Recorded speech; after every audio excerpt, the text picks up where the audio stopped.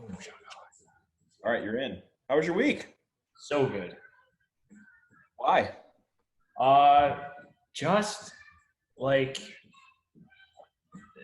same old.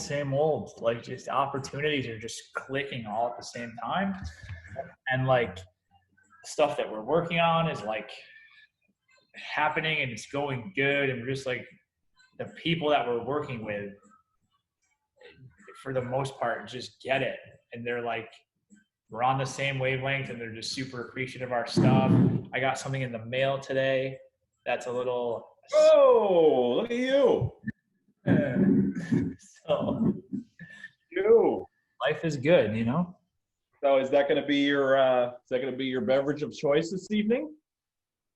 This evening, that's funny. About 10 minutes after we end. It's good, man. I'm not even a big whiskey guy. Speaking of whiskey, I think you'll enjoy John's product. Speaking of whiskey, we also have a mutual friend who just started his own whiskey too, up here in Syracuse. So I saw that crashing websites left and right, huh? he yeah, for those that don't know, Josh Grossfent from K Rock, the morning show on K Rock, started his own whiskey brand called Weekday Whiskey. This is so up your alley, man. This is right. So I've been helping him out a little here and there. He was really nervous going into it because it's a big deal. You know, it's a highly regulated environment. He wanted to make sure that he's doing the right thing, and I'm like, dude, just do a brand that you can gravitate towards. And it was how he started it was he goes, I want the guy that you see at the state fair just walking around, just take a little take a little nip here and there. So from the bottle design to the bottle to the label design, it's clean, it's basic, and it speaks to his audience. And to me, he really pulled it off nicely because he thought about all that stuff. He put himself in his customers' shoes. He's like, what do my customers, what would they want from me? And that's where his brand. I wish I had a bottle. He's doing a drive-through. He's doing a drive-through pickup on the 24th, I think. So I'm going to go up there. I'm going to buy a bunch of bottles and give them out as gifts. But it's so super cool. Awesome. I'm honestly annoyed at how good the branding on this is because I'm mad that I didn't come up with it. Yeah, oh, it's good, isn't it? They fucking nailed it. Yep. Yep. They have those little hits of gold, like that gold flashing on it. Yep. And, but just the thing itself, it's the label itself. It's got that matte black, which is super in style right now. And yeah, John's gonna crush it with that. Just crispy looking. That's a fun project to work on. John's in an interesting position. He's he has this interesting IP that he's developed, and I think it'll be fun for you and I. Full disclosure, Adam and I work with John on this project. And it's going to be fun to see how he kind of rolls it out. He has very big aspirations for that brand, which I think he can realize with some tweaking. But that next strategy phone call for the two of us is going to be a lot. It's going to be a long call, but it's going to be a lot of fun. Oh my God, yeah. That's why I'm just amped on this one. This is just made for us. We have a few of those going on, don't we? It seems to be a theme recently. Yeah. I was not to give everything away or to tease shit that we can't talk about. I am so happy yesterday went the way it did. Anytime that you're doing a branding project and you have to present like different options, there's always one that you're in love with. And when the client doesn't pick that one, you're always a little heartbroken. The fact that right away we were all on the same page, I was like, fuck yeah.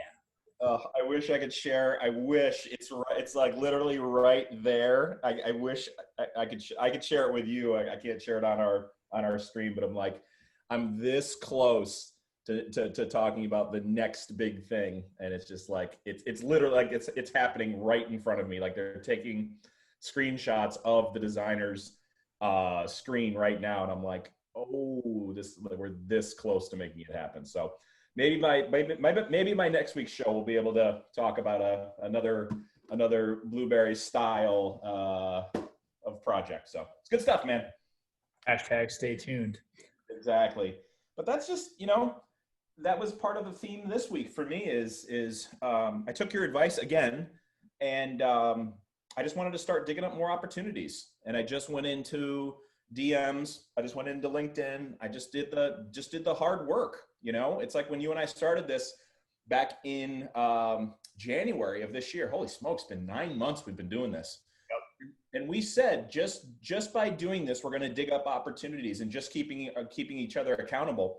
And look at how many, 3, 4, I think we're up to maybe 3 or 4 projects that we're working on concurrently together, because we can point to this and say, here's our style. You don't need to speculate about how we're going to work. You don't need to speculate about what we think. You don't need to speculate about what's important to us, because we've documented it. And we keep saying it, we keep saying it over and over. The 5 pillars. Define your 5 pillars. Stay within your 5 pillars. Talk, take pictures, take videos about your 5 pillars, and those opportunities will come to you. Yeah, and I think that the more that you do that, it just breeds so much more confidence that it just leads to more stuff. You know what I mean? Because like that's the thing where, in January, we were talking about all the stuff that we could do and that we wanted to do and that we thought would work and people would find value in. And then now, sitting here in October, we're talking about things that are working, things that we are doing, success that people are having. And that just completely just changes the whole conversation. Like I had a sit down with a longtime client yesterday where we've kind of been dragging our feet on getting into this new system of ours. And I'm just like, the shit's working and we're not doing it here. And it's frustrating me because like, it's just crazy. Like I'm always like a relatively confident guy in what we do and how we do it. But, we've talked about it a lot last couple of shows, never more than I am right now. Because I've seen it every day. And, you start to see the potentials that are outside of, your normal box that you kind of think in. So it's one of those things where now that it's really happening, and then like, even like this, somebody's like, wait, what? How did you, huh? But like, here you are, and you're having that level of success. So it's like, okay, here's 3 things we could tweak to do that here. And then just, and you could point back to real life success and real life opportunities that you created. And it's just like, there's no conversation to have. It's funny. I was having a conversation yesterday. I'll name drop for a moment with a member of Gary Vee's team. And he and I are working on a couple of projects together. And he called me yesterday. He goes, I don't know, because we're putting together a deck. We're putting together a pitch deck for a potential partner client. And I go, I am no good at he goes, are you any good at putting together decks? I go, no, I'm terrible. I'm like the worst. I'm the person that has to go to like canva.com and use like one of the templates just to make it look halfway decent. Like I'm terrible. You should see the stuff that I send out to potential beverage clients. It's like a 5-page email. I sent it to a buddy of mine, an attorney. He goes, dude, you have got to clean this up. He goes, he was on a plane heading to Denver. And so I texted him. I knew he had Wi-Fi. I texted him. I'm like, Steve, I'm like, what do you think? He's like, dude, I didn't even open it. It's so bad. I go, but I needed that feedback to make sure it's better. So I was talking with him with this guy yesterday, and he goes, are you any good at this? I go, no, I'm terrible at this. I go, are you any good? He goes, no, I'm terrible at this. I go, we got to go find somebody. So we went and just found, we just paid, $200 to one of our buddies to design a deck, to put it together for this beverage, for this pitch that we're going to do on Monday. And he's like, is this how it always goes? And I said, no, I usually kind of talk through it. And I usually the only time I really kind of name drop is when I'm trying to close a deal. And that does help. A lot of times I don't even have to pitch anybody. I'll just, drop a couple names or show a couple boxes. I'm like, yeah, I've done these. And I'm not doing it egotistically. I'm simply doing, this is my resume. So he goes, man, these are pretty big numbers we're talking about. I go, yeah, but we got to go in there with confidence, knowing what we're worth. I said, sure, we can always negotiate down. You can always do that. But my point of telling that story is you just got to do it. Even when you feel, even when you know it's not perfectly polished, it's like this show, we just flip on our MacBooks and we use I don't even know where the microphone is here. Does it sound the best podcast out there? No. Is it the best looking video? No. But it's more about the content. And that's what I told him yesterday was we can sit here and hem and haw for days, weeks, heaven forbid, months, and sit there and tweak and tweak and tweak and tweak and tweak. Or we can get something in front of the potential client and say, let's just have a discussion about it. What questions do you have about it? And I think that's where, again, one of our 5 pillars is just sitting around waiting for opportunities to come in or going out and having those conversations, even if they're not perfect opportunities or a perfect pitch deck or perfect audio quality for your podcast. It's more important to just go out and do it, learn how you can improve, and improve it for your next pitch, for your next service or client. Well, especially just to see like what your prospective clients care about. Mm-hmm. We, not to name names, but we have clients that receive like a bunch of proposals from agencies all over the state. Mm-hmm. Like on the low end, they were 17 pages long. Mm-hmm. What the fuck are you doing? Right. And like some people will look at ours, like you've seen ours. We have exactly 1 page on each thing you want to do. Yep. Here's what Facebook looks like. Here's what LinkedIn, Instagram, YouTube. That's it. And at the bottom, there's 1 bolded line, monthly deliverable, and you see exactly what you get for the cost. And people are like, aren't you worried about like people thinking that that's not professional or that's not well thought out? And I'm like, no. Like the people that are going to work with us don't have time to read a 37-page dissertation that you just regurgitated on, just bullshit. They want to know what you're going to do and what it's going to cost. Mm-hmm. And that's what our stuff is. Yep. And that's what I think that's the other thing. People like try to do that so it's this standalone document. Like the images and the font and the colors on your proposal or your pitch deck aren't going to get you any deals. It's when they sit down with you and they actually believe that you know what you're talking about and you can go do it. And then they're going to go back as a reference and be like, wait, what are we doing on that again? How much does that cost? And then that's it. It's the best thing we ever did. It's like, I don't know about YouTube yet. Great. Let's just do Facebook and Instagram. What do you get for that? The bolded line at the bottom of the page. What's it cost? The number on the last page. Oh, sick. When can we start? Let's do it. Yeah. It's just, I know you and I are wired differently when we say that a lot, but it's like, just go do it. It's like, all right, how do you build a pitch deck? Like go to YouTube and type in pitch deck best practices. And I guarantee you there will be 6,752 videos about it. Yep. And just start there and take notes and just do that. And then what's the best? And then literally, what's the best way to prospect for business? What's the best way to market a restaurant? What's the best way to find new clients for a hairdresser?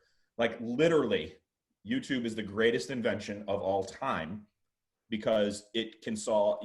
I installed outdoor light fixtures last weekend. I don't know what the hell I'm doing. I probably would have killed myself, but I went to YouTube. I had my iPad sitting there. It's like, step 1, turn the breaker off. I'm like, oh, which one's the breaker? I went downstairs. I'm the guy with the breaker box that has nothing labeled. So I'm downstairs in the basement. I'm like, So I call my daughter. I'm like, go outside until the lights go off. And I click, click, click, click, click, click, click, click the entire way down. So I finally found the front lights. She goes, Dad, that's it. I'm like, all right, cool. So I'm over there with my Sharpie. I'm like, front lights. And I shut the thing off. And then I figured it out. But it's like, okay. It's just, it's figuring out where the tools are and then figuring out, and then just figuring out what to do and then just try doing it. Did I do a perfect job? No, one of them's crooked. One of my flower boxes on the front of the house is crooked. Everybody in the neighborhood, I'm like the joke that keeps on giving. It's like, oh, Ben's flower box is crooked, but who cares, right? I don't care. Well, and I think that's the thing. Like, it's just, especially like in like my industry is a little bit different because for the longest time, like not to talk shit about other people, but a lot of people have made a lot of money by throwing out big buzzwords that they convince clients there's no way you could possibly understand. So like whatever, if that's your model and that's your value proposition, like have at it, I guess. But I think that that's been one of our biggest differentiators. Today, dogs don't agree, apparently. It's fine. Teach their own. Sorry, let me yell at the dogs. Hang on. Ben and the dog, man, I tell you. I just want to drink some of this Strut whiskey, guys. Like, look at that. Tell me that's not like the coolest bottle of whiskey you've ever seen.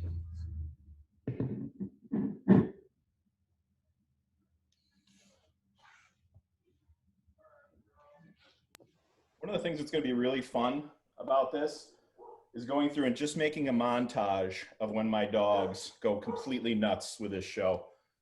Especially the time when Cassie got up on the counter in like episode like 4 or 5, whatever that was. That's awesome. It was a good time. Sorry, you were saying buzzwords, bigger agencies. Yeah, I mean, well, it's just like, I think it's one of the biggest differentiators we have, where we're just actually like demystify that for some people. And they're like, well, how many likes do you think you could drive to the page? And I'm like, who cares? And they're like, what do you mean? And I'm like, you're not gonna be able to pay your rent with 7,000 more Facebook likes. Like, that shouldn't even be our discussion. Like let's talk about like real stuff. It's like, what about like, and they'll try to like this, like what's the difference between like reach and impressions? I'm like, well, this, like, oh, so it's just that, but then like how many times people saw it? Yeah. Oh, wow.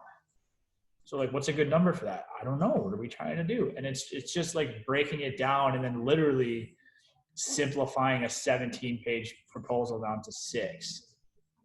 And then that's just it. And you can see like with it's just so refreshing where they're like, oh, and like, I feel like people don't actually like, we just live in other people's shoes around here, whether it's our clients, customers for them, whether it's our clients for us. Like, I literally just think, like, we talk about it all the time. There's a lot of people that we work with together, who is your sell to one person type of person? And for us, that's not somebody that has the time to read a 37-page proposal. They probably don't have time to read a 3-page proposal, if you want to be perfectly honest, like, so that's why like we boiled everything down and just made it so a la carte. We're like, yeah, I know we need Facebook and Instagram, but I don't know about YouTube yet. Great, no problem. Let's start with those 2. Well, if we want to add in YouTube later, what's it cost? That. And it's so straightforward, and it's just so like, I mean, and obviously like that jives with this vibe here. Can't tell. But like, and it just works. It's just wild to me that more people don't do that. Yep. How much money should people budget? Because I have no idea. I don't get into the dashboards that you get into at all. Like on Facebook and Instagram, how much? Let's just say a regionally significant, just because it's a lot of my world, a regionally significant or a startup. I mean, let's use that as an example. If I was a startup beverage brand, let's say I had the 3 ladies won't mind that I'm telling you this. A ready-to-drink tequila-based or agave spirit canned cocktail. They're in New York City, and they're the ones that they're the friends that you have that are like wicked good mixologists, and they make those 1 to 2 drinks that everybody requests to bring to the party. Like we all have those friends. Yep. If they wanted to do, and actually channeled my inner Adam on a call this week. They were like, oh yeah, we went to a party this weekend and, smaller get together and we were all drinking it. I'm like, where are the pictures? Like, where are the 2 founders pouring this drink? I'm like, where is this? They're like, oh man, I forgot. I go, just get it into your habit, get it into your, get it into your routine. Realistically, how much should people budget for if they wanted to go from, let's say, one part of the city, let's just say like, up like Midtown West, up in Manhattan, and they wanted to get into the other 5 boroughs. What's realistic for somebody to budget on like an ad spend? I mean, you're going to hate me for this answer, but it depends on 17 things. Yeah. Like, it's so hard to say because it depends on, just how much they already have there. Are they starting from scratch? Have they been around for 6 years? What do we have to work with? So it's, it's hard to say. Like if you're talking about specifically in New York City, one of the densest urban populations, in the world, with the level of competition they're going to have, significantly higher than it would take in Syracuse, New York. Yep. But like, is it 500 a month? Is it 5,000? Both of those and anywhere in between could be the right answer. Because, that's the other thing. And where we've really invested so much time here internally is so much of it depends on the plan and then the content that you are developing to put in the plan. Mm-hmm. You could have a $5,000 a month ad budget, but if your content sucks and your targeting's off and you're wasting 60% of it, you'll do less damage than somebody who sends $750 perfectly. Mm-hmm. So it's just one of those things that it's easy to want to break it down to that number because it lets people feel like they've figured something out and that they're doing something. Yep. But it's just fundamentally the wrong way to look at it. Let me ask it a different way. If I have a brand and I want to do two things with my targeted ad spend, let's just assume that my content's good. It tells a good story. They have good at personal branding. People can make a connection with the founders. Let's say they want to do two things. They want to, so the traditional business model for a beverage is normally you start small, you sell out of the back of your trunk, then you get into traditional distribution, let's say. And then if you're able and you're good enough to have the conversation, you can then go on to have investors potentially get acquired, do a step up model, Anheuser-Busch, the whole, whatever. Yep. So I wanted to do two of those things, and I wanted to do something different rather than have the same general manager at a traditional distribution company that I get knocked on the door 100 times a week. Try my brand, try my brand, try my brand. This is better, this is better, this is better, this is better. Drives me nuts. Drives them nuts too. That's my first goal. I want to do something creative so that it flips the script and the leverage is on the other side of the table. What would I do there? Second question would be, if I did want to have, if I have, let's say 20 acquisition targets, I know that the top 20 companies in my space potentially would want to acquire my beverage, and I know who those companies are and I know where those employees are. How would you attack both those things? Traditional distribution, potential strategic and or acquisition partners? So on the traditional distribution part, I spend a lot of time working with a guy who's pretty big in that industry. And I think the one major, it's just sales. Nothing's going to attract people like distributors being interested like sales that you're getting on your own. So you figure that out and you do what we do every day. If you're selling Disco lemonade, figure out who your vodka lemonade drinkers are going to be, and then put out a bunch of content and either do it grassroots like you did and just be fucking everywhere all the time and live that brand.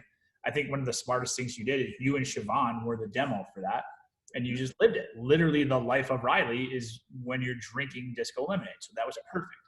So I think that's the big thing. And then if you don't have, like just the guts and the drive that you had, spend some money targeting. Like the best thing I can say for budgets as far as what you're spending, spend it to a point where you're spending as much as you can, but still being ROI positive. Mm-hmm. If you're spending $500 a month and you're generating, $5,000 a month in sales and you're taking home positive, great. Spend $750 the next month. So, and then just kind of you have to constantly just be watching that. And as long as what you're spending is ROI positive, you're good. You could just start out spending $100 a month to make $1,000 in sales and put however much in your pocket. Cool, do that. But it's just you constantly tying it back to ROI is the big thing.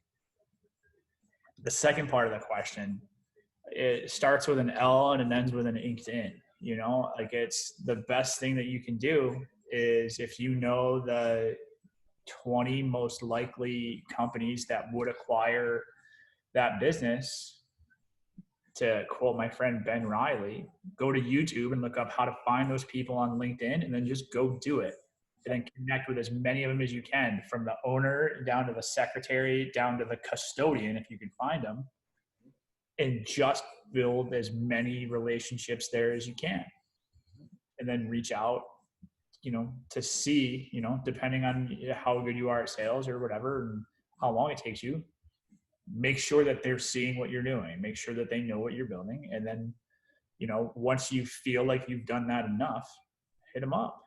Be like, hey, is there anybody at company A, whatever it is, that, would be interested in adding this to the portfolio? And then do the classic Ben Riley, would love to bring you guys a case and chat about it. Mm-hmm. And drive 74,000 miles in a year. Yeah, no big deal. I think I've told this story before, but I think it bears repeating. When I wanted to get into a specific city, I don't remember which one it was. It was either Albany or Buffalo or New York or something like that. And I did the same thing. I did my research and I figured out the top 3 distributors in that area. And I simply started to network on LinkedIn. I was just like, everybody. It literally is so easy on LinkedIn. You go to the company page and it says, see all 187 employees that work at this company. Yep. And it gives you a list of all the people that are in that company. So one by one, add. So I did that for all 3 distribution companies. I'm pretty sure it was Buffalo. And I started developing relationships with everybody. So everybody wants to go to the person, to the woman that has director of wine and spirits for XYZ company. Here's my stuff, here's my stuff, here's my stuff, here's my stuff, here's my stuff. Yep. And you might get a response to say, cool, love it. Let's set up a meeting. But highly unlikely. Highly unlikely is exactly right. Because guess what? There are 100 people sending the exact same message in her inbox saying, buy this, buy this, buy this, buy this. So here's what I did. I found a summer intern, and her profile said it. It said summer intern at XYZ Beverage. And I sent her a message. I said, hey, Vanessa, whatever. I said, hey, Vanessa, Ben Riley, my wife and I own a small distillery, blah, blah, blah. Would love to chat with you about it. She opened it up, like, where that chat bubble comes down, like her picture comes down. Like, I could imagine she was sitting there at her desk and all of a sudden something popped up and she goes, you got a LinkedIn message. And she must have just like perked right up. And she went directly to the website and she goes, oh my gosh, this sounds delicious. I said, can I send you some? She goes, oh, that'd be amazing. So I sent her some, and like a week goes by. She sends me a message back. She goes, this is the most incredible stuff I've ever seen or ever tasted. I was like, oh, wow, thanks. I appreciate it. She goes, I'm personally walking this into the person, into the director of wine and spirits. And then, so she followed up with an email. She became an advocate for me. She literally walked upstairs, took a 4-pack and put it in the person's hand. She goes, we need to have this. And guess what? The director of wine and spirits called me, not the other way around. It was such a subtle difference, but it made we did tens upon thousands of dollars of business because taking one small different strategy. That was it. Executionally, it was a small difference, but psychologically it was massive. Mm-hmm. Because you did the thing that we always tell everybody to do, but nobody is willing to do it. You gave shit before you asked for it. Mm-hmm. You didn't ask, hey, could we do that? Hey, can I send you some? Mm-hmm. That's a massive difference versus, hey, can I get 30 minutes to tell you why our shit's better than these? It's like, no, can I send you some and let you tell me if it's better? Yep. It's just wild. It's completely different. It's our approach. Like one of the RFPs we got last week, they're like, tell us this, and this. And I'm like, that's impossible. They're like, sorry, what do you mean? And I'm like, we don't know anything about you. We don't know what you need. We don't know what you don't need. We don't know what customers you get. We don't know how you get them. Like, that's all shit we have to find out. And the guy's just like, never done that before.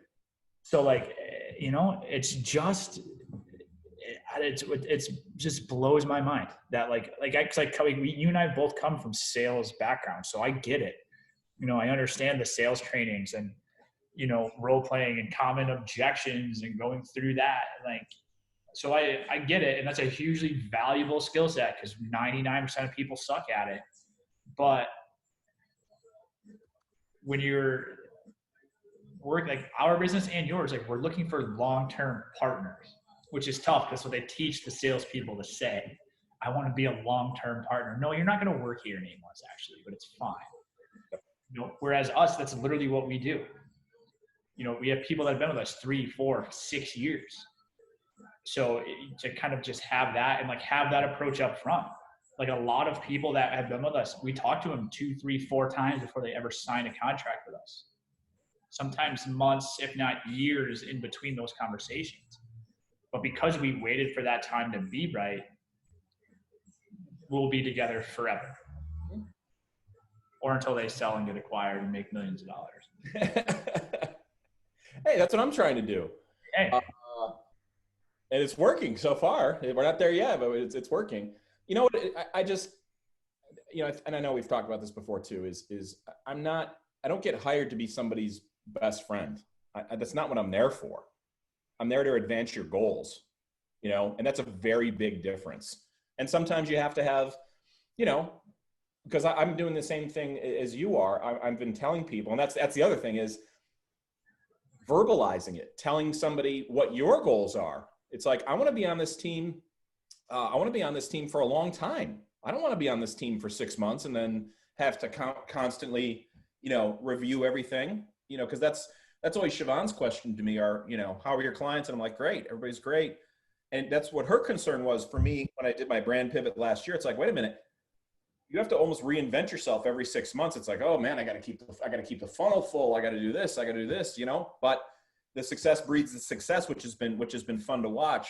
But now after I had enough clients to, pay the bills and keep everybody happy. And now it's become, wait a minute, there's a few teams that I do want to be on permanently, and I probably have 5 or 6 of those.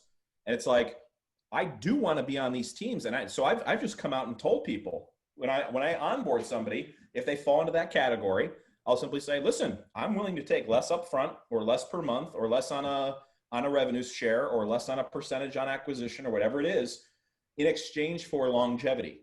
So if I'm working on the same 5 or 6 projects for the next 5 years until the kids are out of school, like done, I am sold. I am done with that. But I had to verbalize it.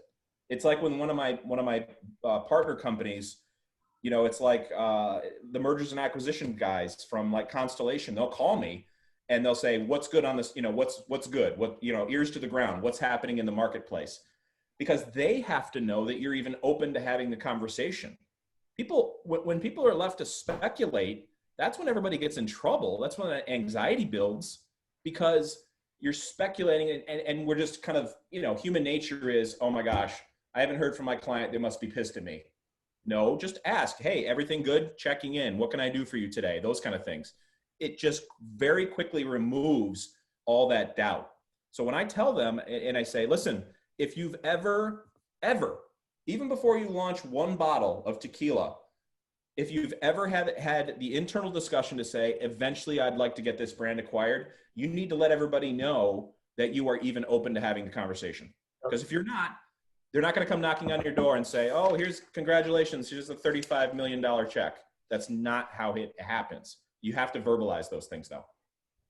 I mean, it goes back to a couple of weeks ago. I can't remember what episode it was. Nobody's ever said yes without being asked. Yep. And I think business is the same way. Like I'm guilty of that internally.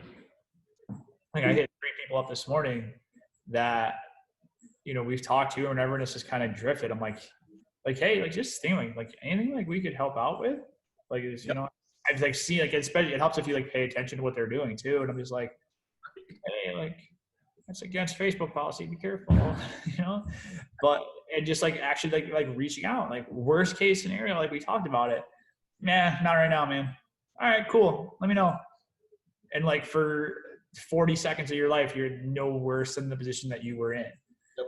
Or that even like with us, maybe it's like, I know it's the same with you. Maybe it's not them. Maybe it's somebody else. They know I've been meaning to talk to you. Like, Rachel down the street could definitely use what you're doing. Sick. Let's set it up.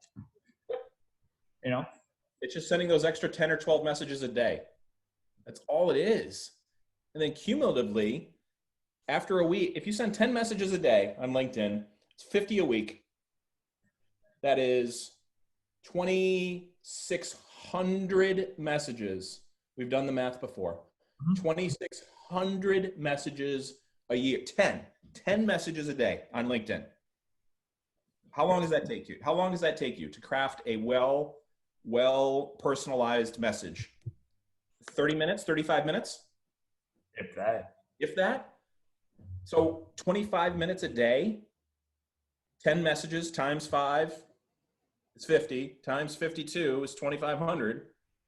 You don't think you're going to have 12 new clients out of 2,500 messages? Then your stuff's really broken. Then you got to look internally.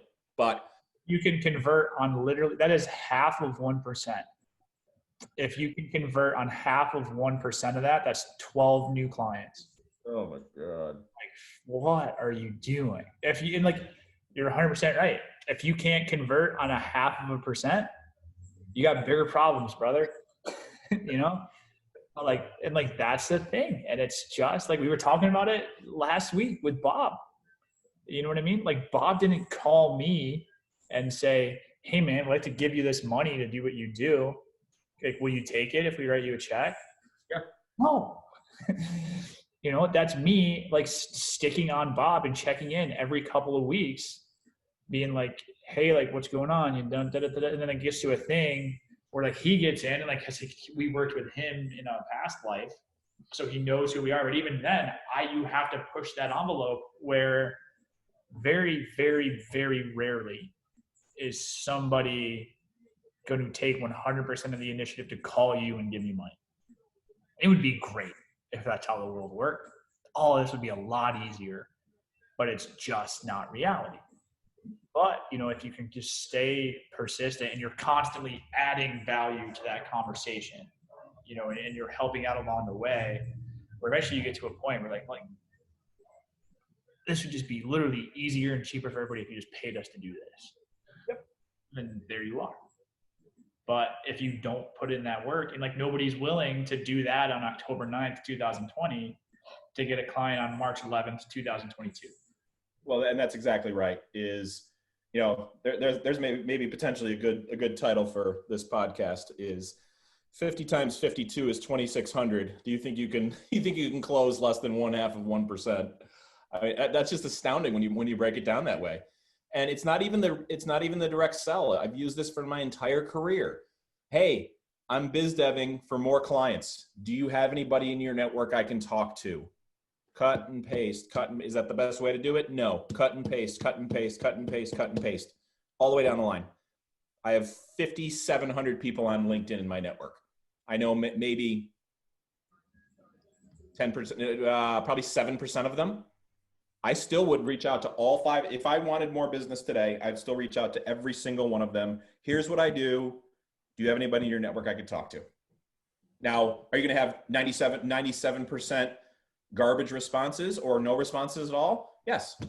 You're going to get people that are going to reverse it on you and try to sell you insurance. You're going to have people that are going to reverse it on you and try to sell, you know, life policies. You're going to have people that are going to reverse it on you and try to do customer service stuff. I get it. That's a lot of garbage you got to sift through. But at least you're doing something pointed in the right direction to bring you more business. You're mapping your actions to get where you actually want to go because you've verbalized your goals and you're actually doing something about it. Also, like, what's the alternative? Sit and twiddle your thumbs. Yeah, like, you know, like if the worst thing that you have to deal with is dealing with some people trying to sell you like life insurance or them being your next financial advisor or, you know, whatever, I'll take that to add 12 new clients a year. Yep. Shit adds up, you know, and it's not going to be 12. It's going to be 12, then it's going to be 18, then it's going to be 38. And then this shit's exponential. And it's not just in the client service business. I don't care if you knit your own quilts. You know, it's like everybody likes to be warm in the winter. Take every single person in your phone and text them and say, I'm selling quilts for $200, personally handmade. Do you have anybody in your family that I could talk to? Do you have anybody in your family that's cold all the time? Do you have any, you know, it's like, it doesn't matter what it is. Yep. Just tell people where you're at, tell people you want to do more business, and simply give them the opportunity to know that you would like more business. People like we're inherently helpful. That's human nature. People want to help other people, but they have to know that you want the business. I want to sell more lasagna dinners for my restaurant. Cool. Come out and tell me what the deal is for this Friday night, and then text me, and I'll pick it up at 5:30 because I don't feel like cooking tonight because I'm drinking John's whiskey and I don't feel like cooking. But so, and I think that's something else that people don't realize. Like, that's just like the state of the internet right now. Is that like if you had a quilting company and you said tag the friend that's always cold, you know how many people would tag Siobhan Riley in that? Dozens. Thousands. Guess how many quilts I'd buy? I'd probably be on the hook for 3. Christmas, birthday, Mother's Day, anniversary. But that's never existed before. You've never had people that from this position could be like, oh yeah, go buy that. People love it. It's like the thought of just tagging their friends in something. Like, look at meme culture. How much of meme culture exists? Because people will see a meme and then tag a friend in it. That's it. That's the only thing. There's no added context. There's no other words. Just a little blue name from they tagged them because it's whatever that meme is applies to where they work or their family or whatever. There's my favorite Facebook page. We'll finish it up. Vince, Dora, Kristen, Michael, Lauren. Thanks for checking it out. My favorite Facebook page, I will send you a link right now, is the dumbest Facebook page out there. I don't know if you've seen it. I've shared it a few times. It's over in the UK. There's these 3 guys that are dancing. It is a 90-second video clip.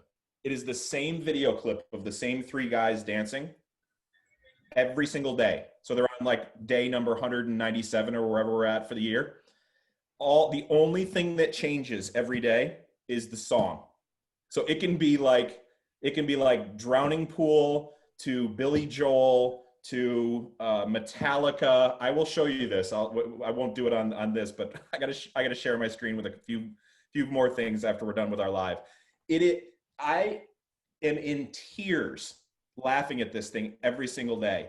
And I've been tagging people, like when the favorite band comes up, their favorite band comes up, I simply tag them and they all like the page because it's 3 guys dancing the exact same dance every single day with different songs. It is the dumbest thing ever. But if you can think that, if you did that, if somebody did that for their business and they had like a Christmas party, people were dancing and they thought about doing that, and that became their content for the entire year, 365 different songs with the same video of their employees dancing at the Christmas party.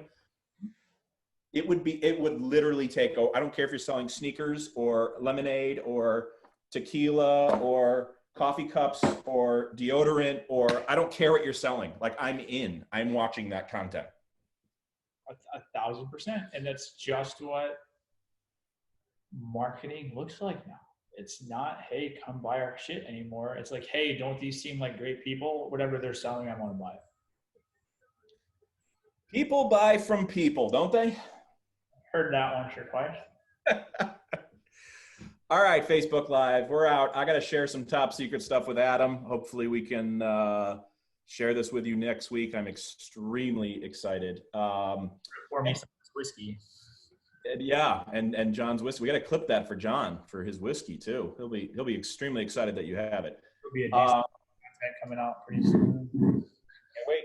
Thanks for listening. Thanks for watching. Wherever you're watching and or listening, we appreciate your most valuable asset, which is your attention.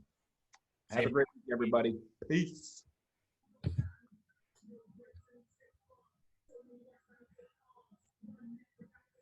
All right.